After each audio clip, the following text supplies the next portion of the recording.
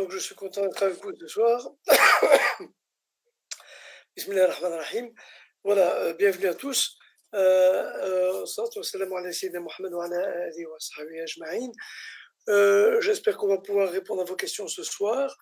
Donc, je suis médecin généraliste ici à Bruxelles et nous sommes évidemment confrontés à la crise du coronavirus en tant que médecin généraliste en première ligne depuis un petit moment déjà. Et donc, voilà, on va prendre vos questions. Moi, ça fait 26 ans que je suis médecin généraliste. On va prendre vos questions et on va y répondre, Inch'Allah, au fur et à mesure. Barakallahu fik Mustafa. Donc rapidement, moi c'est Dr Abdelatif Louhabi. Je suis pas docteur en médecine, donc je suis docteur en biologie moléculaire, en sciences biomédicales.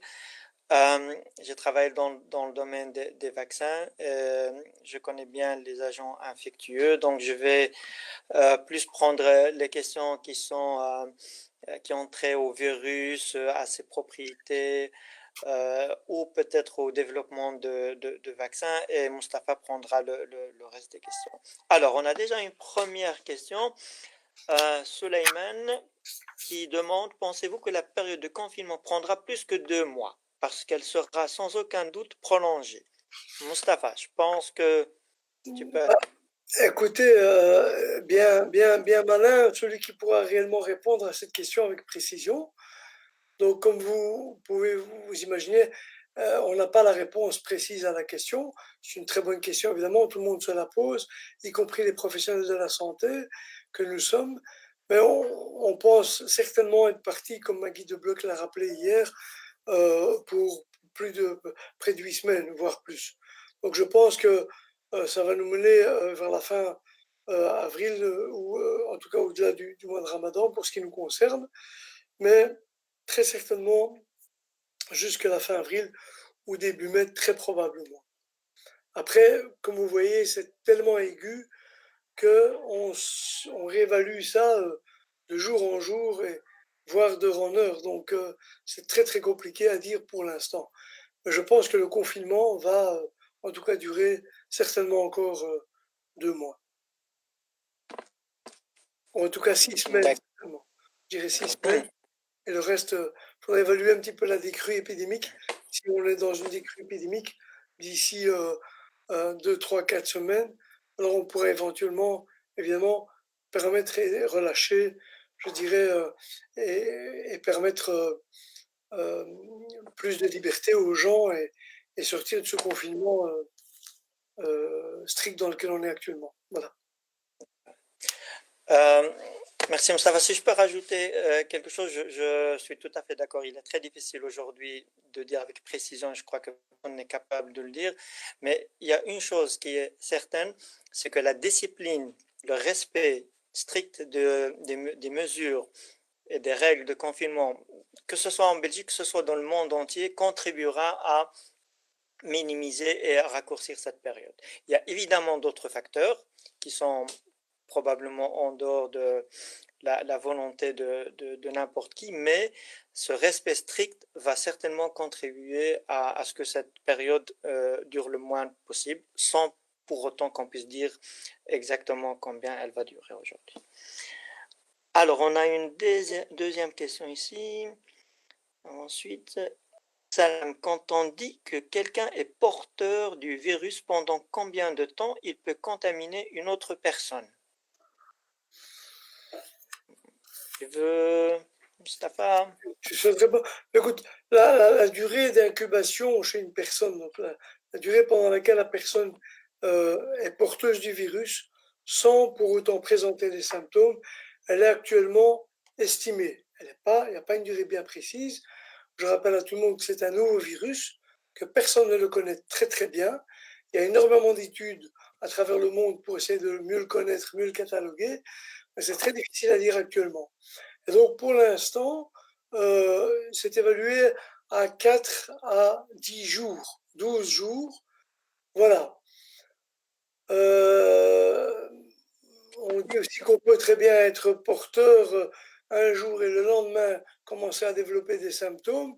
Certains ont tendance à dire que cette présentation-là est possible aussi, mais c'est très difficile vu le peu d'études dont on dispose jusqu'à présent concernant la période d'incubation du virus et la portabilité, si vous voulez, de l'individu sain sans être lui-même malade.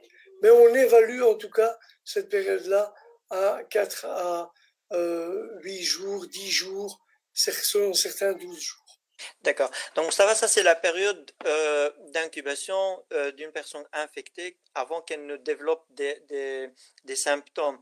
La question a une autre composante qui est la personne qui est porteuse du virus, qu'elle montre des symptômes légers ou probablement légers, combien de temps, imaginons que cette personne réussit à guérir, sans qu'elle fasse de tests, sans qu'on se rende compte combien de temps cette personne potentiellement peut infecter d'autres personnes. Et je peux peut-être rapidement prendre une partie de la réponse, c'est que il est également difficile aujourd'hui. Je suis tout à fait d'accord avec ce que Dr Mustafa Abhout a dit. Il y a énormément de points d'interrogation par rapport à ce nouveau virus. On ne peut pas le dire avec exactitude. On a eu des études tout récentes comme quoi, même après guérison et indétectabilité du virus, avec le test qui va utiliser les sécrétions nasopharyngées, on peut encore détecter le virus jusqu'à 3 semaines dans les selles, dans les excréments, qui sont potentiellement, on ne le sait pas, c'est un point d'interrogation, mais il y a un risque que ça soit infectieux. Donc, il est clair que les gens doivent prendre leurs précautions et se mettre toujours dans les scénarios les plus conservateurs possibles. Mais on ne sait pas, une personne guérie, est-ce qu'elle est encore capable de contaminer d'autres personnes et pendant combien de temps? Je ne pense pas qu'on a une réponse exacte aujourd'hui.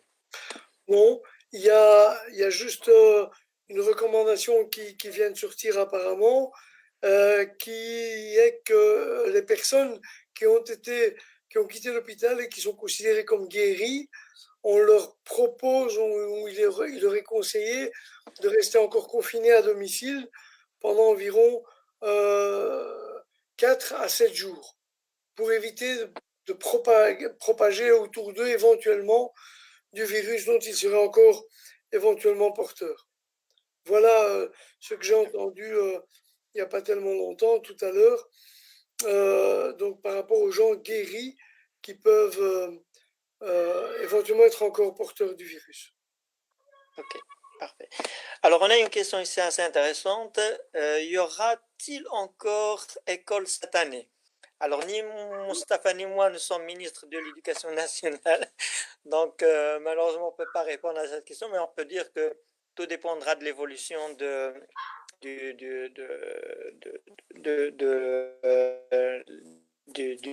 pic de l'épidémie et du nombre de personnes qui continuent à être infectées, de la stabilisation, de la diminution, voire de l'arrêt complet de l'apparition de nouvelles personnes contaminées. Oui, tout à fait.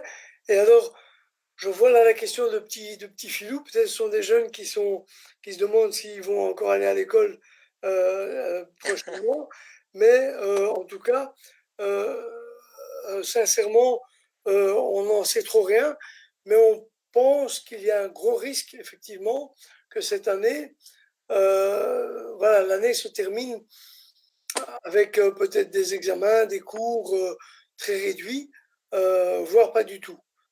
C'est un risque parce qu'effectivement, ça nous pousse déjà, d'après ce qu'on pourrait éventuellement entrevoir actuellement, on est parti pour encore probablement 6 semaines minimum de confinement, voire 8 semaines, comme l'a rappelé la ministre de Bloc hier. Mais si on met à l'heure d'aujourd'hui 8 semaines en plus, ben on est fin mai, c'est-à-dire que voilà, il reste très peu de temps pour organiser encore les examens et le reste. Donc, il est fort probable que cette année se termine avec des directives très particulières et comme ça n'a jamais été le cas, je pense, auparavant. Tout à fait. Et je dirais que il faut définir les priorités. Et ici, nous sommes devant une situation où la vie des gens est en danger. Et donc, avoir peut-être une situation où on se rattrape pendant l'été, espérons-le qu'on arrivera à se débarrasser de ce virus c'est pas encore trop grave par rapport à perdre des proches ou mettre la vie d'autres personnes en danger. Donc, je pense que la priorité vraiment est à la sécurité et surtout des personnes vulnérables. Alors, j'ai une autre question ici. J'ai entendu certains journalistes dire que des personnes avaient attrapé la forme sévère du corona. Existe-t-il plusieurs types de corona?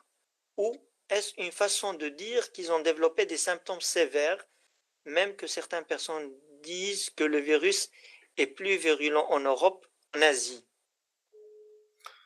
Je te propose de répondre peut-être par rapport à la virulence, puisqu'il existe différents types de corona. Moi, à ma connaissance, pas. Par contre, il y a effectivement des formes sévères, des formes moins sévères qui sont développées, qui nécessitent une hospitalisation ou pas selon les cas, et malheureusement parfois une hospitalisation aux soins intensifs avec d'emblée une dégradation de la fonction respiratoire et une mise au respirateur pour bien des personnes. Malheureusement, c'est quelque chose qu'on voit encore fortement actuellement. Enfin, fortement, D'accord, c'est une situation, on la rencontre de jour en jour, de plus en plus évidemment, parce qu'il y a de plus en plus de malades. D'où l'importance du confinement et de rappeler les conseils d'usage, évidemment, dans de pareilles circonstances. ouais. Donc, ça va quand tu dis plusieurs formes de sévérité, donc ça dépend des patients et la façon dont ils vont réagir au virus, pouvoir s'en débarrasser rapidement ou pas. Et Oui, pas plusieurs absolument. formes de virus. Oui, non, il n'y a pas différents virus, mais il y a des gens qui sont bien plus atteints que d'autres.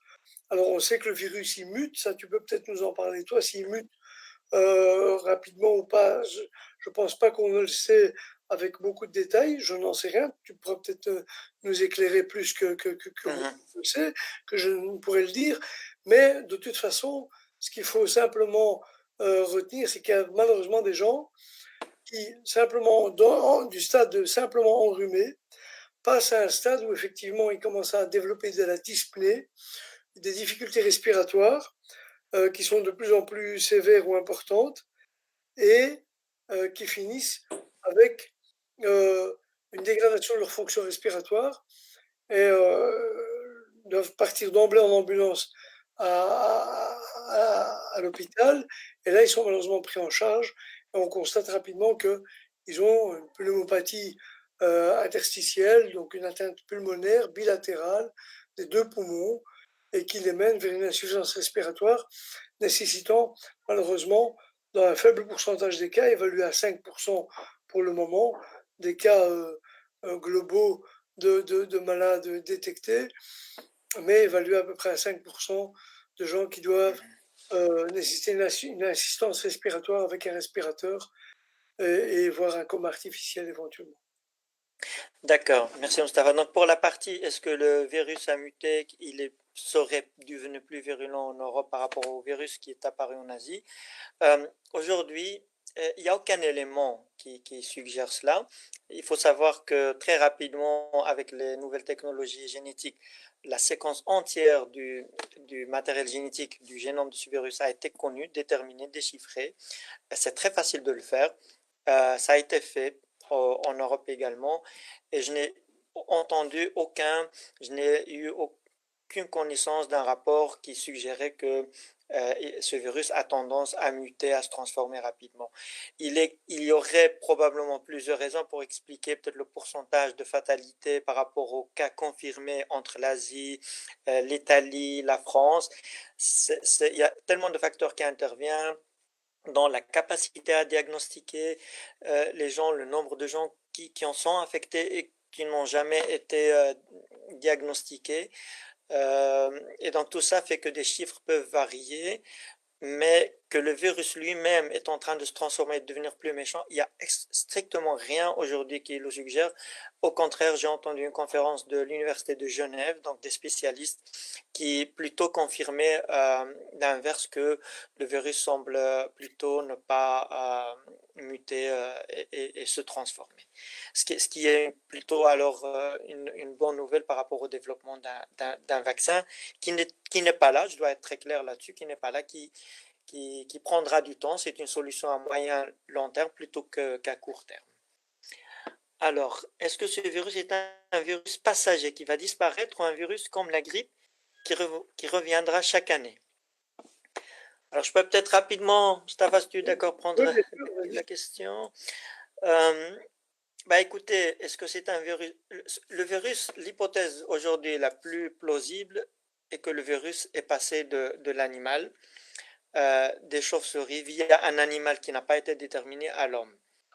Ça n'est pas la première fois, c'est arrivé durant l'histoire, ça a été démontré que les virus peuvent passer de l'animal à l'homme, notamment par exemple la grippe aviaire. Euh, elle peut de temps en temps, elle l'a fait il y a quelques temps, passer de l'animal à l'homme. Heureusement, la grippe aviaire, qui est beaucoup plus mortelle, n'a pas franchi la barrière du passage de l'homme à l'homme. Et donc, ça reste limité. Donc maintenant, est-ce que le virus va disparaître ou pas? Tout dépendra des mesures du résultat des mesures de confinement.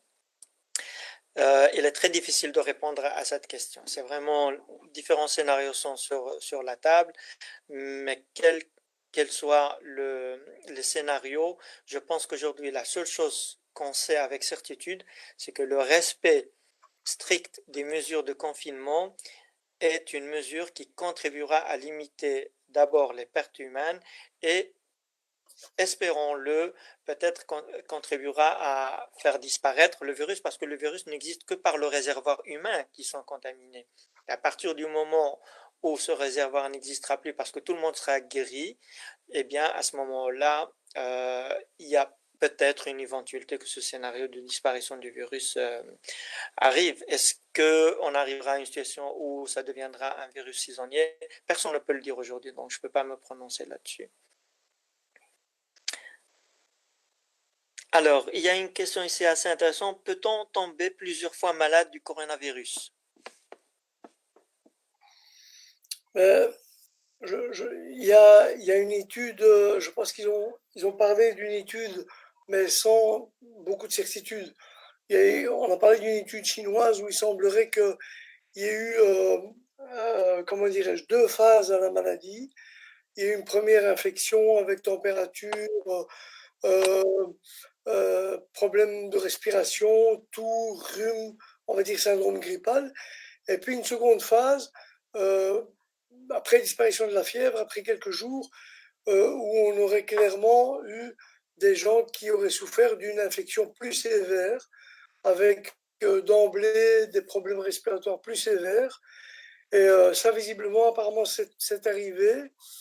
Et ce qui, ce qui faisait dire à certains spécialistes, notamment là-bas en Chine, que la maladie aurait comment deux étapes dans son infection chez l'homme. Une première infection bénigne et puis parfois un second épisode, toujours lié à la multiplication virale et à l'atteinte par le virus, qui, elle, serait de manière plus importante et toucherait des organes plus essentiels et toucherait de façon plus importante les poumons dans un second temps et qui surviendrait 6 à 8 jours après, selon ce que j'ai pu entendre. Mais ce sont des petites études, sur des petits chiffres, des petites quantités de patients. Ils n'ont pas observé ça chez tout le monde, d'après ce que j'ai pu retenir, et donc je ne pense pas qu'on voilà, on ne peut pas parler actuellement à l'heure actuelle de plusieurs infections. C'est-à-dire qu'il semblerait qu'il y ait une réinfection possible par le corona lui-même, Mhm. et que cette réinfection serait peut-être même parfois plus symptomatique ou donnerait plus de symptômes que la première, mais c'est pas une certitude. Ça reste encore, je pense, sur des Une- chiffres et des recherches limitées sur un nombre de patients limité. ouais. Donc, Donc, trouver ça. Je ne sais pas si tu peux confirmer, toi, de ton côté, si tu as eu des. tout, tout à fait, j'ai eu la même information que il y a des patients qui peuvent passer par deux phases. Euh, mais est-ce que c'est la même première infection qui va prendre un certain temps, donner l'impression qu'elle se stabilise et puis après s'aggraver, ou est-ce que c'est une réinfection? C'est difficile à dire. Maintenant, théoriquement, une personne qui est infectée, mais qui est complètement guérie, c'est-à-dire qu'on n'arrive plus à détecter le virus, ni dans ses voies aériennes, ni dans son appareil digestif, enfin, c'est les excréments, puisqu'on arrive à le faire, et que une deuxième fois, disons plusieurs semaines ou plusieurs mois même, qui recontracte le virus, est-ce qu'elle aura une immunité qui va lui permettre de se protéger, d'être beaucoup plus protégée? Théoriquement, oui, mais aujourd'hui, il n'y a pas assez de recul pour pouvoir le dire. Il faut savoir que quand on est infecté par un pathogène et qu'on y survit et qu'on développe une immunité avec une mémoire qui nous permet de mieux se combattre une future infection. C'est le principe même du vaccin. Mais est-ce que dans ce cas-ci, avec ce virus, avec ses propriétés, avec la réponse immunitaire qui est générée par une première infection, est-ce que c'est suffisant pour combattre une deuxième? Il n'est pas possible de le dire à ce jour. Voilà, alors on parle toujours du nombre de gens infectés, mais on ne teste que certaines personnes. Attendent des projections sur le nombre de cas probables dans l'ensemble de la population en Belgique. Pas à ma connaissance. Difficile. À ma connaissance pas. Ils viennent donc de prendre la décision d'acheter, de créer une start-up ou une task force là aujourd'hui, avec des représentants du gouvernement, des sociétés de développement chimique et immunologique et actifs dans le domaine de la virologie, et afin de pouvoir, et des usines actives dans les réactifs chimiques et industriels, afin de pouvoir créer des tests supplémentaires pour pouvoir dépister une beaucoup plus grande partie de la population. Parce que, comme le dit l'OMS et ils l'ont reproché à la Belgique, c'est de ne pas avoir fait de tests suffisamment larges dans la population. Évidemment, par manque de réactifs et de tests faisables sur l'ensemble. Et donc, c'est pour ça qu'ils l'ont réservé que aux malades fortement touchés, pour savoir de quelle manière ils allaient les isoler ou les traiter en milieu hospitalier. Mais il est clair qu'on ne fait plus de tests actuellement. Et ça a été reproché à la Belgique qui a pris qui a pris les dispositions maintenant pour essayer d'engager un groupe qui va réfléchir et être chargé de ramener plus de tests en Belgique, voire les fabriquer même ici en Belgique, si tu me confirmes, Abdeltif, de manière à pouvoir tester un beaucoup plus large panel de la population euh, pour pouvoir, comment dirais-je, C'est le maximum. tester le maximum de gens et être beaucoup plus représentatif, avoir une idée de la propagation justement de l'épidémie dans la population belge. Ouais. Parce que c'est ça qui était pour le moment un peu occulté. On a détecté tout le monde au début, puis uniquement les personnels de soins et les gens malades, puis maintenant plus que les gens fort malades et les personnels de santé fort malades, ou symptomatiques. Donc c'était de plus en plus restrictif, et cette restriction n'avait pas beaucoup de sens. Elle avait du sens dans le sens où la Belgique avait peu de réactifs et peu de moyens de faire ces tests-là, et les laboratoires étant débordés. Maintenant, ils vont prendre des dispositions pour augmenter les laboratoires qui vont faire ces tests et augmenter les quantités de tests disponibles en Belgique. D'accord. Alors pour les projections, donc là c'est tout à fait, et je crois que la tendance en France aujourd'hui est la même. Il y a eu une pétition, j'en ai entendu parler ce matin, qui a été signée par plusieurs experts pour demander au gouvernement de généraliser le diagnostic et de suivre le modèle sud-coréen, qui semble avoir pas mal fonctionné parce qu'ils sont arrivés à stabiliser assez rapidement. Donc les gens sont très vite testés en large, en masse, et ceux qui sont confirmés sont soumis à un confinement strict. Les projections de manière théorique, je pense que c'est relativement difficile parce qu'on va se baser sur les exemples d'autres pays pour faire des projections en Belgique, sachant qu'on a un certain nombre de facteurs qui sont spécifiques à la Belgique, donc ça va probablement être difficile. Mais je sais que tout le monde essaie de se baser sur l'évolution de l'épidémie en Chine, en Italie, pour essayer de prédire comment se passera dans le pays et essayer de contrecarrer cela par les mesures. Euh, Après le confinement, nous pourrons reprendre nos vies normalement ou nous devrons continuer à rester vigilants pour ne pas revoir le Covid revenir. Ça, c'est une question difficile, Moustapha. C'est une question difficile et à laquelle sincèrement on ne pourrait pas répondre pour le moment. Oui, Parce je que pense qu'il faut vraiment un panel d'experts épidémiologiques. voilà, on ne sait même pas ce qui va rester de ce Covid-19, de ce coronavirus. On ne sait pas déjà combien de temps va durer cette période de confinement. Après le confinement, que vont être les autres étapes dégressives on va dire, de, la, de relâchement avec au fur et à mesure un retour à la normale par rapport à la circulation des gens, de la population, etc. Donc tout ça est impossible à dire en ce moment. C'est une question qui serait intéressante de se reposer, à mon avis, dans 6 ou 8 semaines, une fois qu'on en saura beaucoup plus sur ce virus et sur l'évolution de l'épidémie en Belgique. D'accord. Euh, Tout à fait. Alors, j'ai une autre question et c'est assez intéressante. Les plus jeunes sont-ils moins vulnérables que les autres? Point d'interrogation. Ils ne risquent rien? Point d'interrogation. Alors, Alors, oh, oui, je peux répondre, la réponse, elle est déjà connue, sans pouvoir l'expliquer précisément, mais elle est déjà connue. C'est-à-dire que, effectivement, les enfants font visiblement des formes bénignes de la maladie. Et est-ce que c'est parce que, je ne sais pas si toi, Abdeltif, tu peux donner l'autre ou une seconde partie à cette réponse, dans le sens où ils avaient parlé du virus de la rougeole auquel ils avaient associé hein, dans le vaccin. Enfin, il y avait une espèce d'analogie avec le Covid-19 à un certain égard. Est-ce que c'est suite à ça et suite aux nombreuses vaccinations anti-rougeole que les petits-enfants qui ont encore une immunité peut-être encore forte par rapport, quand leur vaccin est bien pris évidemment, par rapport à la rougeole, qui ne développent que des formes bénignes de la maladie? Je n'en sais rien, ça c'est une supposition que moi je fais entre le rapprochement de deux informations, mais il est clair qu'effectivement les enfants sont probablement plus porteurs et développent une immunité beaucoup plus rapide et beaucoup moins de symptômes que nous, adultes, et en tout cas que des personnes plus âgées. Et donc sont beaucoup moins à risque de formes plus sévères de la maladie, puisque pour le moment, il y a eu, je pense, un décès répertorié chez un petit enfant en bas âge, et le reste, quasiment pas.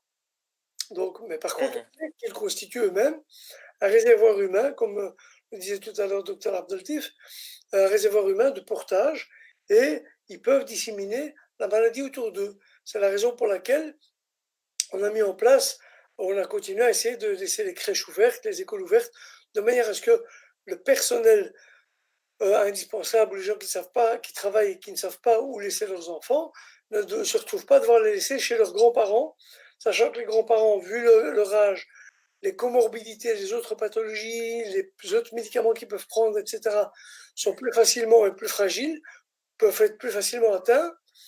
Ils ont évidemment insisté pour que ces petits-enfants, leurs petits-enfants, ne soient pas en contact avec les personnes âgées. Je fais une digression ici, mais c'est pour vous expliquer à quel point, effectivement, les enfants peuvent être probablement plus porteurs de la maladie qu'autre chose et en être beaucoup moins malades et beaucoup moins atteints que les gens adultes. ok. Mustafa, je n'ai rien à rajouter, sauf que en effet, les statistiques sont là, c'est clair.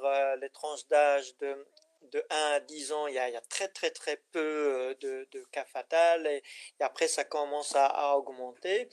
Mais ce qui est sûr, c'est que les jeunes qui sont déjà en âge d'avoir une conscience, euh, je dirais peut-être de 12 à 20 ans, et qui sont peu affectés donc, par rapport à la fatalité, sont des porteurs. Et donc, ils vont contracter, ils vont peut-être développer des symptômes très légers, voire inaperçus, mais ils vont contaminer d'abord leur famille parce qu'ils rentrent chez eux, ils sont en contact avec leurs parents, avec leurs grands-parents, et donc ils risquent de leur transmettre la maladie, de mettre leur vie en danger.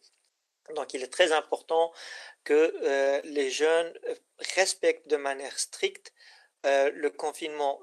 Et je veux dire, les gestes quotidiens qu'on avait dans le temps de rentrer, de toucher, surtout quand on habite dans des immeubles, les poignées d'ouverture des portes communes où il y a des dizaines, des centaines de personnes qui la touchent tous les jours, rentrer, manger, toucher d'autres objets dans la maison qui sont partagés avec les parents, les grands-parents. Mais ça, en fait, on ne se rend pas compte. Et je pense que la meilleure façon, c'est de rester chez soi et de ne sortir qu'en cas d'extrême nécessité. Sinon, il est très très difficile d'être sûr en rentrant de ne pas avoir oublié un petit geste qui peut vraiment être, parce qu'il peut passer tout à fait inaperçu, mais qui peut amener le virus à, à la famille, mettre en danger Tout à fait. d'autres personnes. On a pas mal de réponses, Oui, Moustapha, donc il va falloir peut-être qu'on, pas mal de réponses, pas mal de questions, il faudra qu'on peut-être soit un peu plus bref. Plus jeunes d'accord. sont-ils? J'ai la Voilà. possibilité de mettre ma fille de 20 mois à la crèche, mais je n'ose plus. Est-ce que j'ai raison de m'inquiéter ou au contraire, les petits ne risquent pas grand-chose? Je crois qu'on a répondu indirectement La à, question, je pense que le à la risque, il est question. quand même limité à partir du moment où cette maman, elle a ce petit qui ne va pas traîner chez ses grands-parents, qui sont insuffisants rénaux, qui ont le diabète, qui ont des problèmes de cœur, qui ont des problèmes respiratoires. Voilà. Le risque, il est clairement limité si elle-même, elle reste en confinement chez elle après avoir récupéré son enfant et que ce petit bambin ne se balade pas partout ailleurs. Parce que même lui, cet enfant, s'il est porteur de ce corona, il ne va peut-être pas en être fortement malade. Par contre, il peut le disséminer évidemment autour de lui. D'accord. Alors, Gaël, pour désinfecter un masque en tissu, je sais pas, je sais pas très fiable, mais mieux que rien. J'imagine que la question est, je ne sais pas si le masque en tissu est très fiable, mais mieux que rien. Est-ce que le tremper dans de l'eau bouillante suffit? De même pour la vaisselle, ou est-ce qu'un passage au lave-vaisselle suffit? Euh, oui, peut-être rapidement, Mustafa, ça, je crois qu'on peut rapidement dire aujourd'hui, ce qui est sûr, c'est que ce virus est relativement fragile parce que c'est un virus enveloppé. Ce qui marche très bien, c'est le savon. Donc moi, un masque en tissu, bah, je le laverai avec un bon détergent bien frotté et avec de l'eau tiède, ça devrait être suffisant. Il faut peut-être pas l'abîmer en le mettant dans de l'eau bouillante ou quoi que ce soit. Donc, Je reviens à Motif, je oui, 30 secondes. Ils ont recommandé un, un, un lavage à au moins 60 degrés. Un lavage à au moins 60 d'accord. degrés permet visiblement d'être safe, 60 degrés, voilà, pour pouvoir laver les mains. Avec du savon, De, pas que de l'eau, avec du savon. la machine à laver, hein. La machine à laver, à au moins 60 degrés, apparemment suffit à détruire toute trace de virus. Mais peut-être, Abdeltif, si moi je peux me permettre de poser une question complémentaire, est-ce que on peut expliquer l'action du savon par rapport au virus enveloppé? Est-ce que tu peux... Donc les mesures qui sont recommandées par la majorité des gouvernements, que un bon lavage au savon bien sérieux, bien frotté pendant une certaine durée, c'est parce que simplement la paroi de ce virus est très sensible au savon. Elle est très vite détruite et à partir du moment où le virus perd sa paroi, bah, le matériel génétique qui est enfoui à l'intérieur de cette paroi n'est plus infectieux. Et donc, c'est pour cela que le savon il est très efficace. Cette paroi est d'une nature elle-même lipidique. Et donc, on va dire pour vulgariser, comme une forme de graisse. Et comme vous le savez, le savon est très efficace pour dissoudre les graisses. Alors voilà, on a une autre question. Est-ce que les fumeurs sont des personnes à risque de développer les symptômes sévères? Et donc ici, la question est précise de développer des symptômes sévères. Alors, Peut-être la Mustapha. réponse, euh, elle est partielle. Oui, si ces fumeurs sont des fumeurs chroniques de longue date, s'ils sont pas, ils ont déjà une ancienneté dans leur tabagisme, au plus ils auront une ancienneté dans leur tabagisme, au plus vraisemblablement, statistiquement, ils auront des risques de développer une bronchite chronique, une BPCO comme on appelle en termes médicaux en abrégé, bronchopneumopathie chronique obstructive, donc c'est la bronchite chronique avec la toux du fumeur qui crache des glaires tous les matins, etc.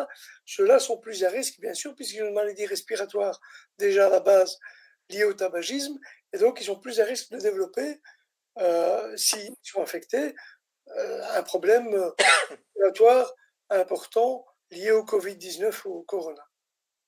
Donc, c'est une excellente raison pour arrêter de fumer. Exactement, bah d'accord, tu me l'enlèves de la bouche.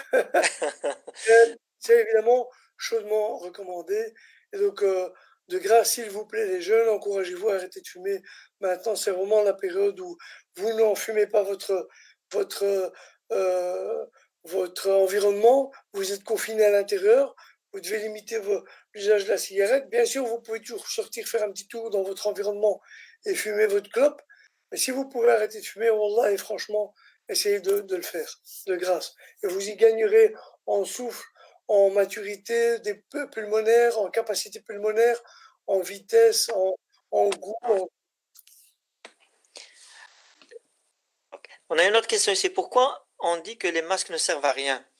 Rapidement, Mustapha, parce que je vois qu'il y a un défilé de questions qui arrivent. Les masques ne servent pas à rien si quelqu'un n'est pas infecté ou infectieux lui-même, infectieux ou infecté lui-même. C'est-à-dire qu'il ne tousse pas, il n'a pas de symptômes de mal de gorge ou de la température. Il n'a aucun signe respiratoire ou de la sphère ORL, hein, rhume, mal de gorge ou autre.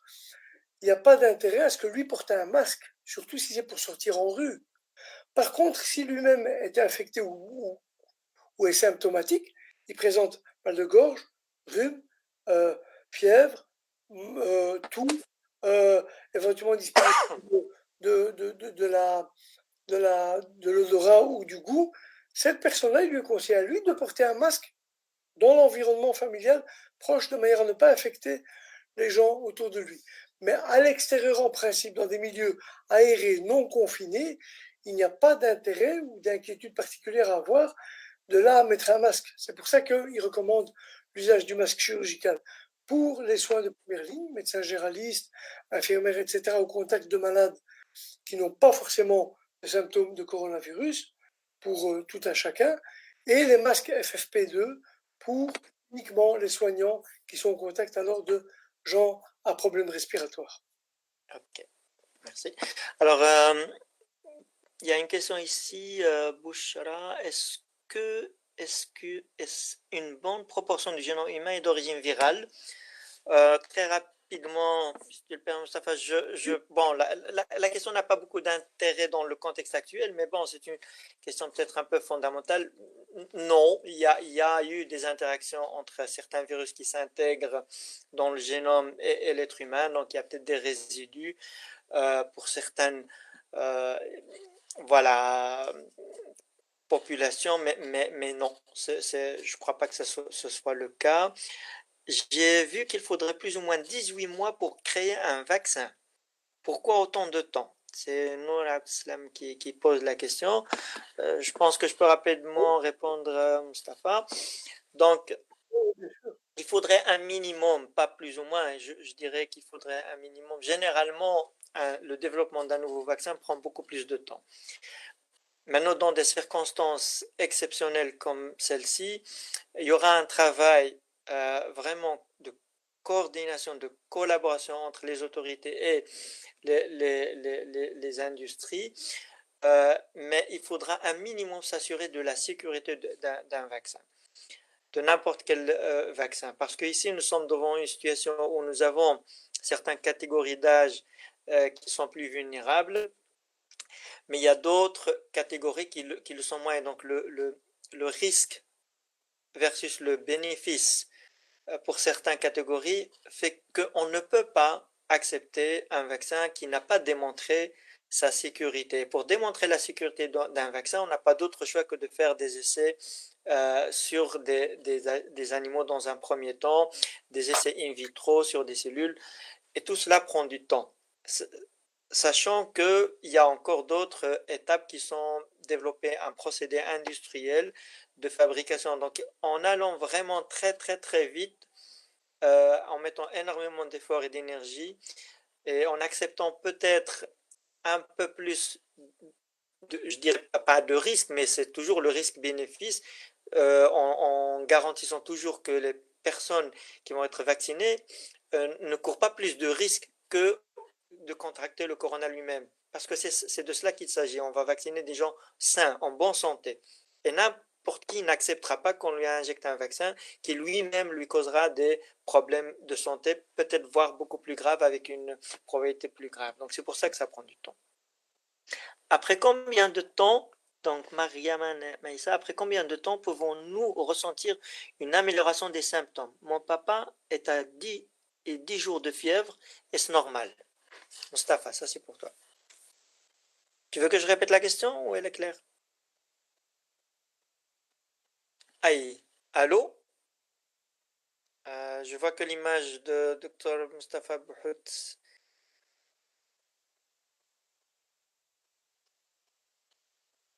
Mustapha?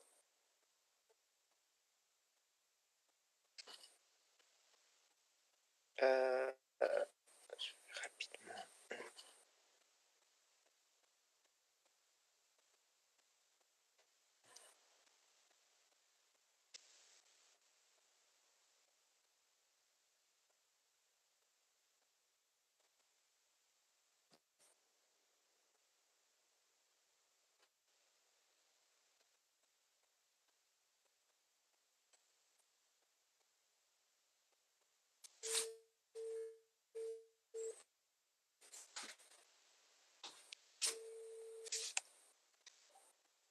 Oui, Mohamed Amin, j'ai l'impression que Mustapha. Je vois, on l'a perdu. Je pense que c'est l'occasion de. Deux?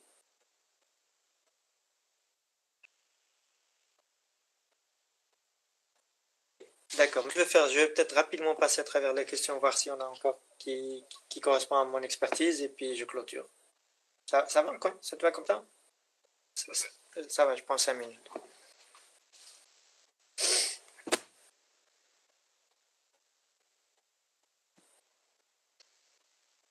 Ok, désolé, on a perdu Dr Mustapha Bouhout pour des raisons techniques.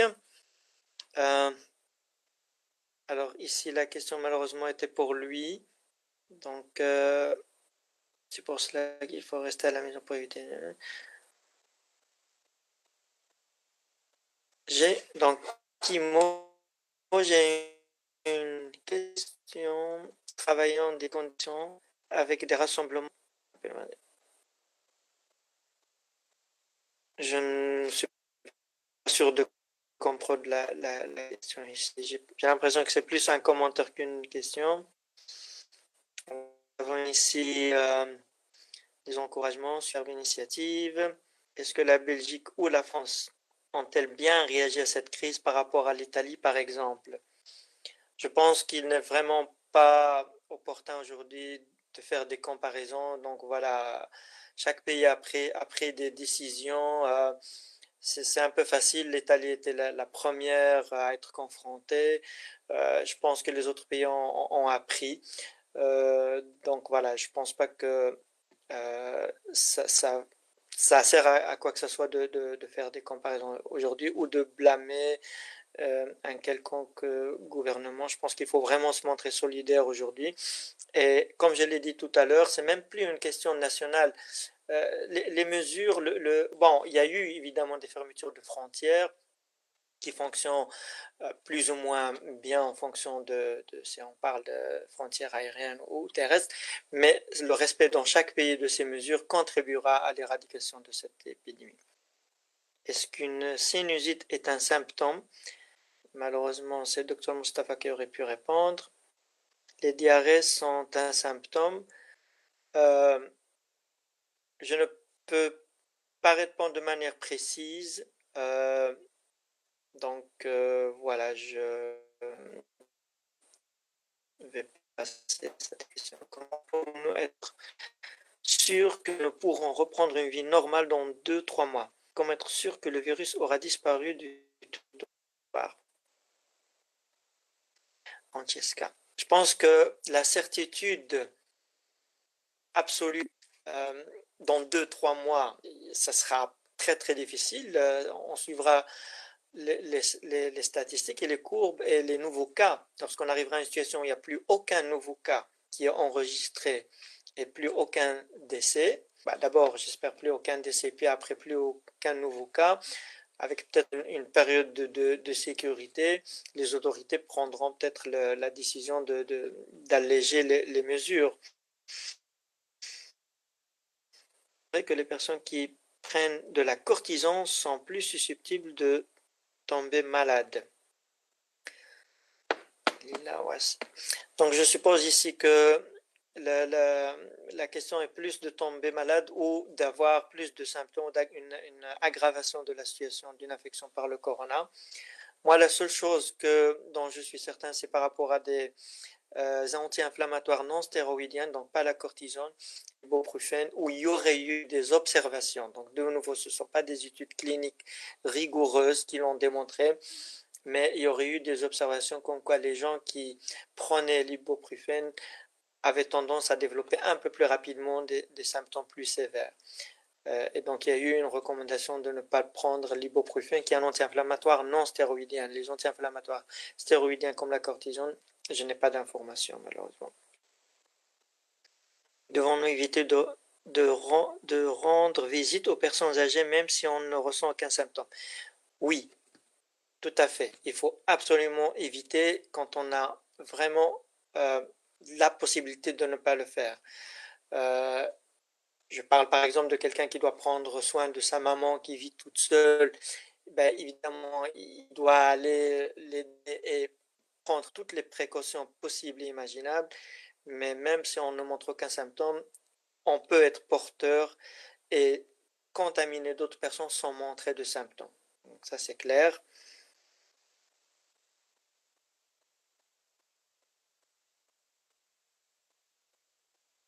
Il y a une question ici très médicale de Mani. J'ai eu des symptômes grippaux sans température pendant 7 jours. Mon médecin me demande de m'isoler de ma famille. Depuis le 8e jour, j'ai des douleurs au thorax, sans autres symptômes. Moi, je dirais simplement, je ne suis pas de nouveau, malheureusement, Dr Mustafa n'est plus là, mais je dirais simplement, recontactez s'il vous plaît votre médecin par téléphone et des conseils. C'est la meilleure chose à faire. Parce que c'est des douleurs au thorax. Maintenant, ça va être autre chose, mais c'est suffisant pour recontacter votre médecin.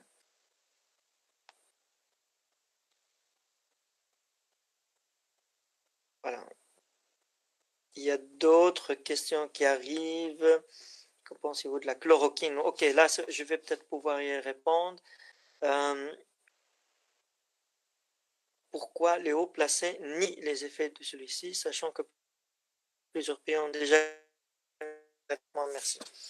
Alors, aujourd'hui, au jour d'aujourd'hui, il y a une petite étude qui est réalisée en France, qui vient d'être publiée, qui ne démontre pas la plus rigoureuse originale que la chloroquine peut aider les patients à guérir rapidement. Pardon, je vais répondre au téléphone. Allô? Comme ça.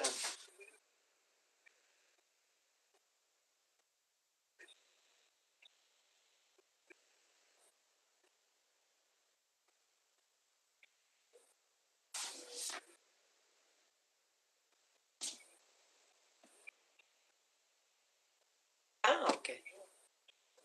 D'accord.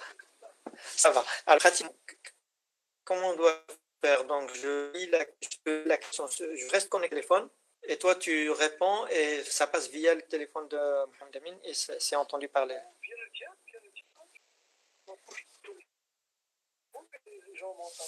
Ça va, ok, donc je vais devoir mettre le parleur. Donc, je vais juste terminer avec une réponse par rapport à une question sur la chloroquine, puis après, je prends une question pour toi. Ça va? À tout de suite. Ça va. Donc, c'était Dr Mustafa Bouhout qui nous a perdu pour des raisons techniques. Et donc, on va improviser. Donc, il prendra quelques questions et je vais, en que ça marche, vous faire entendre les réponses via le téléphone sur l'OPC. Rapidement, pour terminer avec le chloroquine, cette étude a en effet suggéré que la chloroquine associée à l'azithromycine a des effets bénéfiques et donc un raccourcissement de la période. Dans cette étude, il n'y a pas eu un suivi de patient jusqu'à la lésion totale, mais une situation où la charge virale dans les prélèvements diminue de manière très très significative. Il faudra des études, et j'ai eu connaissance juste cet après-midi qu'une étude est en train de démarrer. Il faudra des études plus élargies parce que le nombre de personnes dans cette étude était très limité. Je crois qu'il s'agissait de 36 personnes. Ce n'était pas suffisamment contrôlé, donc c'est très difficile aujourd'hui de dire. Maintenant, en l'absence d'autres traitements éthiquement, même si on n'est pas tout à fait sûr à 100%, on vaut mieux tester cela, et je crois que c'est ce que font les hôpitaux, certains hôpitaux, que de ne rien faire. Sachant qu'aux États-Unis, il y a eu des déclarations du président Trump, mais je pense que voilà, c'était peut-être un peu trop vite. Donc l'agence américaine est en train d'étudier la question de la chloroquine. Et il y a d'autres antiviraux qui vont bientôt être testés lors des essais cliniques, que ce soit en Europe ou aux États-Unis. Ah voilà, je vois, Dr. Broad. Oui, je te vois. Alors je vais rapidement revenir à une question ici.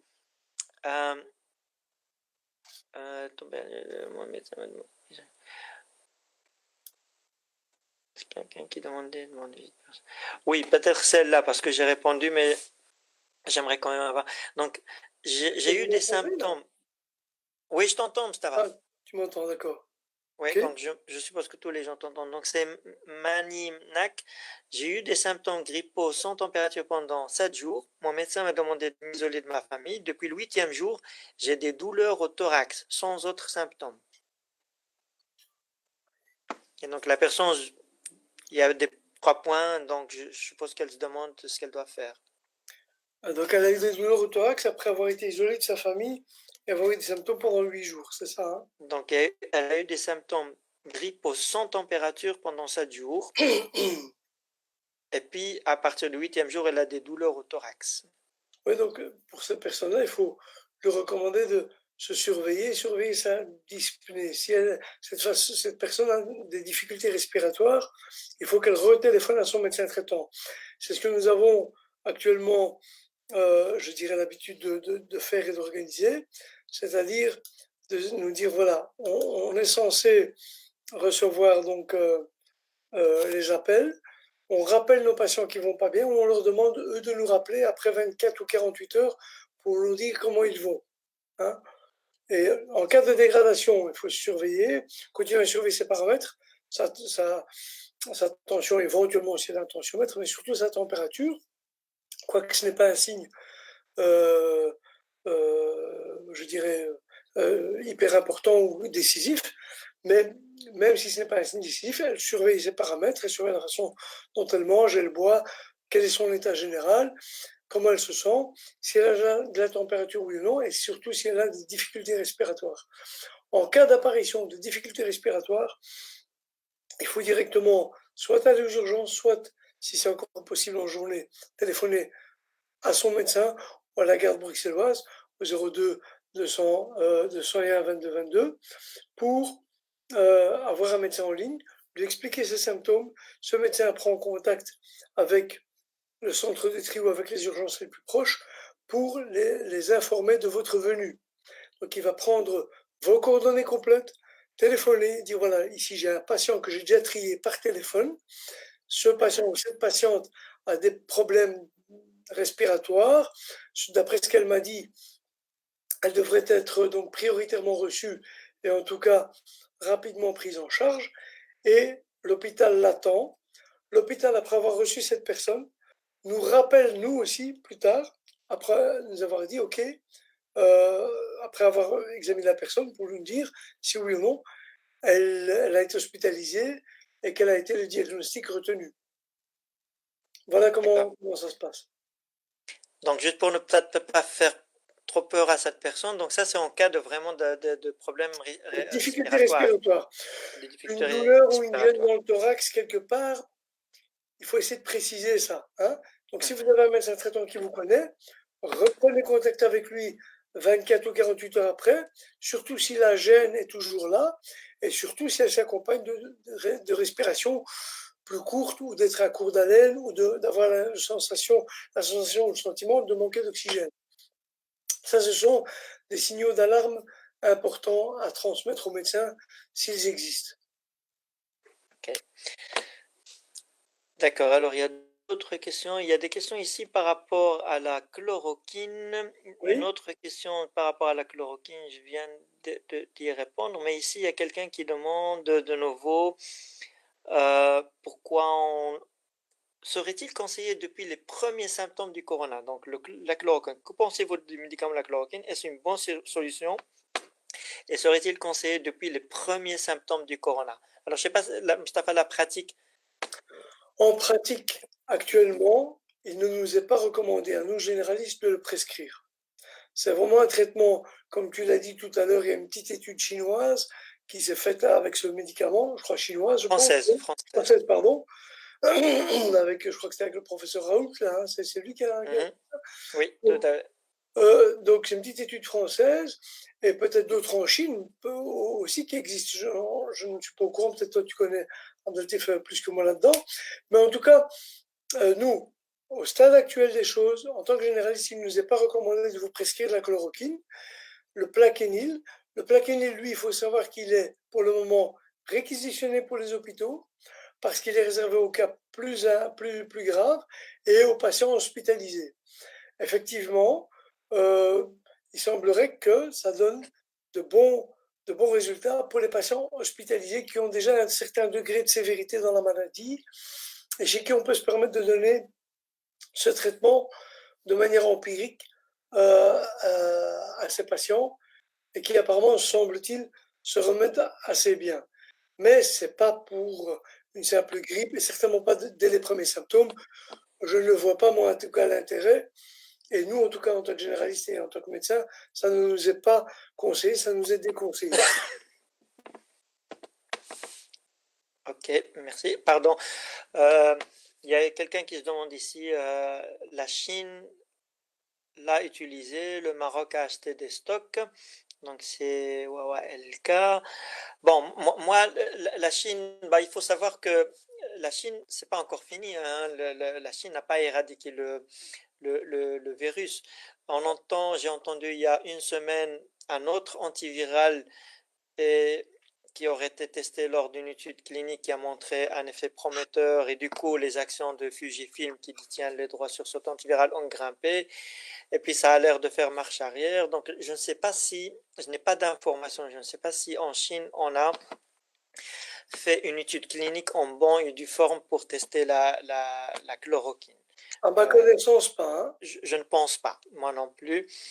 Maintenant, c'est possible que ça va aussi être mené en Chine. En tout cas, en France, il y aura une étude un peu plus large, engageant plus de patients, qui pourra montrer ou ne pas montrer de manière plus stricte l'effet de la chloroquine. Il faut savoir qu'il y a beaucoup de gens qui guérissent, même quand ils arrivent à un certain degré de symptômes, qui guérissent. Et donc, et ces gens-là guérissent sans chloroquine, hein, avant qu'on ne commence à recommander la chloroquine. Donc, est-ce que c'est juste l'effet du hasard que les personnes auxquelles on administre aujourd'hui la chloroquine guérissent et qu'il aurait guéri sans chloroquine? Il y a seulement une étude clinique qui est faite de manière rigoureuse qui pourra répondre de manière irréfutable. Et à partir du moment où ce sera fait, ben, évidemment, les autorités prendront les décisions qui s'imposent. Mais aujourd'hui, la décision qui est prise, comme Mustafa l'a expliqué, de l'utiliser quand même, mais c'est parce que éthiquement, même si on a un petit doute, est-ce que c'est vraiment efficace ou pas, éthiquement, il n'est pas concevable de ne pas donner ce traitement à des gens, même si on n'est pas encore à 100% sûr de son efficacité dans tous les cas par rapport à tous les patients. Rapidement, il y a quelqu'un qui se demande, contrairement au Covid-19, comment se fait-il que le virus Ebola, lui, ne s'est pas propagé de manière significative au-delà des frontières de l'Afrique? Je peux peut-être rapidement répondre Oui. à la question. Donc, il faut savoir que il y a différentes raisons qui font qu'un virus peut se propager très vite ou pas. Et une de ces raisons est sa période d'incubation, la période d'incubation avant que les gens ne développent des symptômes sévères. Il faut savoir qu'Ebola amenait les gens infectés à développer des symptômes sévères très très rapidement, en règle générale au bout de 2 jours, et c'était fatal assez rapidement et à un pourcentage beaucoup plus élevé. Je ne me rappelle plus exactement du pourcentage, je ne vais pas dire une bêtise, mais c'était beaucoup plus élevé que par rapport au Covid-19.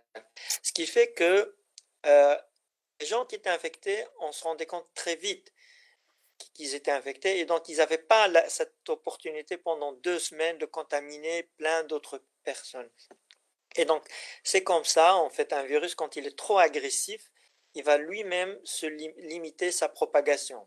Donc, le pourcentage des gens qui vont malheureusement décéder à cause du virus par rapport à ceux infectés sera beaucoup plus élevé, mais il ne va pas se propager de manière très importante.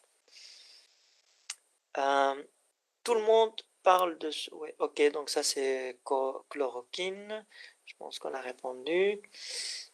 Je vais juste m'assurer que je ne loupe pas de questions. Il y avait une autre question tout à l'heure. Quand tu t'es déconnecté, je vais essayer de la retrouver. Oui, Mustapha, est-ce que c'est vrai que les personnes qui prennent de la cortisone sont plus susceptibles de tomber malades? J'ai répondu par Oui, rapport à l'ibuprofène, mais je n'ai aucune idée par rapport à la cortisone. oui, pour la cortisone, oui, c'est clair. Les personnes qui prennent la cortisone, surtout au long cours, que ce soit pour une polyarthrite, un asthme, une autre maladie qui fait que ces gens-là l'utilisent de façon chronique, surtout si c'est un usage chronique, il est prouvé que la cortisone diminue les défenses immunitaires. Et donc, ces personnes-là sont plus fragiles que d'autres. Elles sont à considérer comme personnes à risque potentiel plus important de développer une complication ou la maladie, une complication plutôt liée au Covid-19. Donc, est-ce qu'il est recommandé à ces gens d'arrêter d'utiliser la cortisone en cas de suspicion? Non, non, tout dépend de leur cas en fait. Ça dépend de la raison pour laquelle ils prennent la cortisone et à quelle quantité, à quel dosage, etc. Donc ça, c'est vraiment à évaluer au cas par cas. Répondre à cette question de façon précise est quasi impossible puisque un patient n'est pas l'autre et il y a beaucoup de raisons pour lesquelles on peut prendre du médrol, bien connu sous la cortisone, bien connu sous le nom de médrol, pour diverses raisons, des pathologies auto-immunitaires, des maladies inflammatoires, une polyarthrite, etc., etc. Et donc, dans un cas ou l'autre, on pourra éventuellement diminuer ou stopper l'administration de cortisone, dans d'autres, on ne pourra pas. Il y a des greffés aussi récents qui prennent de la cortisone, donc ça ne peuvent pas non plus arrêter le traitement comme ça. Je vous invite réellement à prendre chaque fois contact avec votre médecin traitant ou à défaut votre spécialiste traitant qui, pour différents médecins, reste encore quand même disponible et joignable par téléphone, y compris dans les hôpitaux. Et qu'en est-il des anti-inflammatoires non stéroïdiens comme l'ibuprofène? Alors, il a été impliqué dans le sens où on a détecté chez des gens plus jeunes, on a fait un lien chez des gens plus jeunes avec le corona et qui ont été atteints de formes assez importantes du corona. Donc ça reste, il faut garder une prudence, il faut essayer d'éviter une automédication aux anti-inflammatoires. Le mieux en cas d'apparition de courbatures, de température ou de syndrome grippaux reste quand même l'administration de paracétamol, la prise de paracétamol, 1 gramme à la dose habituelle d'1 gramme, 2 à 3 fois par jour maximum chez l'adulte moyen à partir de 14-15 ans. Et il vaut mieux donc éviter l'ibuprofène dans le doute, parce qu'il n'y a pas encore de précision par rapport à ça, mais il semblerait qu'il y ait quand même un lien qui a été fait chez certains malades. D'accord. Alors, il y a une dernière question ici, Mustapha, c'est par rapport au dafalgan. La question, est-ce qu'il ne faut pas prendre du dafalgan dans le cas d'une fièvre du coronavirus? Le dafalgan, le principe actif, c'est du paracétamol. C'est comme les médicaments dafalgan, algostase, ou les autres génériques du paracétamol. Il y en a beaucoup, Doliprane, Perdolan, tout cela sont des composés, des produits à base de paracétamol. Donc ceux-là, vous pouvez les utiliser. C'est même ceux-là qui sont recommandés actuellement, contrairement, comme vient de le dire le docteur Abdelatif, et comme on vient de le répéter, contrairement donc aux anti-inflammatoires non stéroïdiens que sont le Brufen, Ibuprofène, Cataflam, Voltaren, Brexine, Piroxicam, Felden, etc., etc. Tous ceux-là sont des anti-inflammatoires non stéroïdiens. Eh bien, il vaut mieux dans la prudence s'en abstenir et préférer le paracétamol, à savoir, donc, c'est-à-dire Dafalgan, Perdolan, Doliprane, Algostase et toutes les formes de paracétamol génériques. Voilà. D'accord. Il y a une question ici, Safia, le GAM, je ne comprends pas la question, c'est un mot, le gambarin, point d'interrogation. Oui, alors le gambaran 500 mg est un anti-inflammatoire, lui aussi. Et donc, dans le doute, si on peut se passer un peu d'anti-inflammatoire, c'est pas évident pour tout le monde, mais quand on a les symptômes, si on peut arrêter momentanément les anti-inflammatoires et combattre ces symptômes grippaux, les courbatures, la fièvre, avec du paracétamol ou d'Afalgon, Algostase et l'Achérécom, etc., comme on vient de dire, c'est préférable que de continuer avec du gambaran qui fait partie des anti-inflammatoires non stéroïdiens comme le Brufen, Cataflam, Voltaren, etc., etc. Okay. Alors, on a une dernière question ici. On va prendre encore celle-là. Je ne la comprends pas très bien. Elle est pour toi, docteur Mustafa. La fièvre froide pendant plus d'une semaine est-elle un symptôme? Alors, c'est marrant parce que cette personne traduit un petit peu son arabe en français. Hein, on dit Alex Khana Barda, hein, on a en Darija ou en Tamazirt, on dit Femset Asmat, hein, pour ceux qui parlent la Shalha ou l'arabe. Darija. Donc, les fièvres froides, ça veut dire les sueurs qu'on a alors qu'on frissonne, qu'on a froid. Il faut savoir que quand on transpire, généralement, donc, dans les courbes de température, quand la température du corps monte, on a tendance à frissonner, à avoir froid. Et c'est ce qu'on appelle à ce moment-là, évidemment, la fièvre froide, parce qu'on met le thermomètre, on trouve 38, 39, mais le patient, il vous dit, la personne vous dit, mais je caille, je crève de froid, couvrez-moi. Il dit, mais tu fais de la fièvre, non, mais couvrez-moi encore. Et après, ensuite, il y a une étape de stabilisation de la température, de montée de la fièvre, et puis qui s'ensuit avec une élimination d'eau qui se traduit par la transpiration. Et cette élimination d'eau est faite pour éliminer justement la température du corps humain, pour faire baisser la température corporelle. Notre mécanisme de défense, c'est la sudation, la transpiration. Et donc, cette fièvre froide qui peut, on va dire, être assimilée donc, au moment où on a des frissons, alors qu'on est fiévreux, eh bien, n'est rien d'autre que le symptôme de la température. Donc on va appeler ça des frissons, et en tamazirt, en arabe, en shilha, en darija, on appelle ça skhana barda, ou bien la fièvre froide, comme on dit. Mais il n'y a pas de fièvre froide ou chaude, il y a juste à savoir qu'il y a donc des symptômes qui correspondent aux frissons et aux montées de température.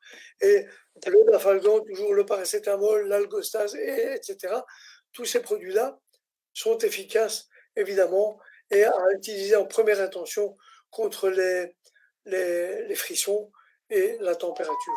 Il est recommandé à tout le monde d'utiliser un thermomètre, de bien le désinfecter, bien le nettoyer après, mais à chaque fois d'utiliser le même thermomètre sous le bras et de vérifier sa température avant de prendre l'antipyrétique ou l'antalgique, c'est-à-dire le paracétamol ou le dafalgan ou l'algostase, etc. Il est recommandé de prendre sa température à ce moment-là, comme ça on sait, on a une idée de combien on a de température, et ensuite on prend le médicament, et on attend 6-7 heures, et on peut reprendre le deuxième comprimé après avoir repris de nouveau sa température. Faites ça 3, 4, 5 fois par jour pour vérifier la température, avec maximum, une dose maximale moyenne de 3 fois 1 gramme par jour de paracétamol. D'accord. Mustapha, il faut qu'on clôture en fait le live à D'accord, 22h30. d'accord. Donc, on a encore 3 minutes. Ah, J'ai une oui, question ici que je vais prendre rapidement et puis après, je te donnerai une dernière question. Que peut-on prendre pour renforcer notre système immunitaire pendant cette période? Je pense que au niveau nutritionnel, il est clair que s'alimenter de manière saine, avoir une vie saine, bien équilibrée, ne pas trop stresser, éviter le stress, tout cela peut impacter de manière générale et dans ces circonstances-là, votre système immunitaire, donc votre capacité à se défendre. Donc, il faut vraiment avoir une alimentation équilibrée, et donc avec les fruits, légumes, vertes et toutes les sources de vitamines naturelles qui sont bien connues pour renforcer les défenses immunitaires, mais également votre mode de vie et éviter de stresser. voilà. Alors, il y a une dame qui Le demande par rapport à sa miel fille. est un immunostimulant naturel, le miel, hein, c'est facile. Un petit peu de miel aussi, c'est assez efficace. Un immunostimulant, dit-on. Voilà, il y a toute une série de petits remèdes de grand-mère qu'on peut, et traditionnels, qu'on peut toujours utiliser naturellement. D'accord. Oui. Alors, il y a une dame qui demande, ma fille de 2 ans vient de sortir d'une très longue hospitalisation due à une pneumonie avec épanchement. Est-elle une personne à risque si elle est atteinte du Covid-19? Théoriquement, comme on l'a rappelé, les enfants ne sont pas trop à risque de développer des complications, mais si sa petite fille a eu, ce problème récemment, oui, elle reste encore fragile et il faut essayer de, si possible, la mettre un petit peu, voilà, bien, respecter le confinement autour d'elle en tout cas. Et je rappelle à tous, respectez le confinement, s'il vous plaît, prenez pas ça à la légère. On a un confrère, un médecin qui a, qui a 30, qui a une quarantaine d'années, qui est aux soins intensifs dans un hôpital bruxellois. Il y en a plusieurs. Il y en a déjà 3 qui sont décédés en France. Donc, ça, c'était les médecins qui étaient là en première ligne et dans les hôpitaux pour soigner les gens. Donc, ne prenez pas ça à la légère. Tout à fait. Je crois que c'est vraiment le mot de la fin, que ce soit par rapport à cette petite fille, par rapport à toutes les personnes vulnérables.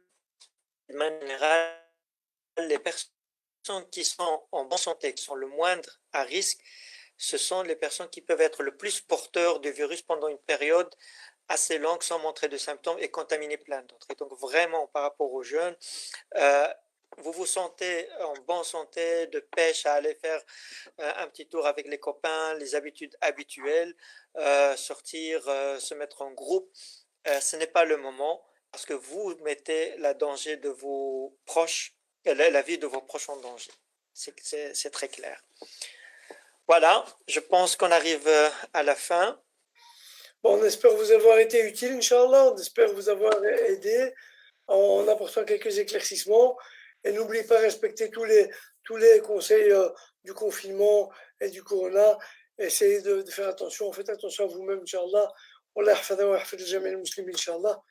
Voilà, pour ma part, si tu peux conclure, Assad Latif, barakallahu fikum. Je tiens à remercier, moi, Mohamed Amin, Madame Ikram, c'est ça, comme ça qu'elle s'appelle, hein. C'est Tout à Ikram. fait, Kram Mafi. Tous ceux qui m'ont vite connecté, vite appelé. Je suis désolé, j'ai pas été très réactif pour répondre aujourd'hui. Mais j'étais moi-même débordé d'appels et en retard parce qu'on a de très longues journées pour le moment, avec beaucoup d'appels, beaucoup de gens qu'il faut rassurer et dont il faut prendre des nouvelles également. Voilà, barakallahu fikum, merci à vous tous. الله يحفظكم ويحفظ جميع المسلمين إن شاء الله. Tout à fait, à mon tour de remercier vivement la SBL Team, en particulier Ikram Mafi, Mohamed Amin pour cette initiative très très utile. Et voilà, continuons comme cela. Je pense qu'on arrivera au bout, Inch'Allah, voilà, de cette épidémie et de ce test. Inch'Allah. Salam alaikum. À votre disposition, si on peut vous aider encore dans une autre conférence, accès ou une reprise, ou en tout cas de ce même titre, hein, moi, il n'y a pas de problème. Voilà. Ok. Je sais pas comment clôturer. Je suppose de... Voilà. Ok.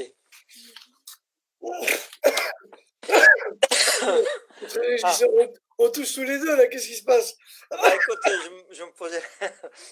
Écoute, moi, je ne sais pas si, parce que j'étais en confinement pendant pas la semaine, pas cette semaine, pas la semaine passée, celle d'avant. Parce que j'ai eu une toux, j'ai eu une fatigue. Ah oui.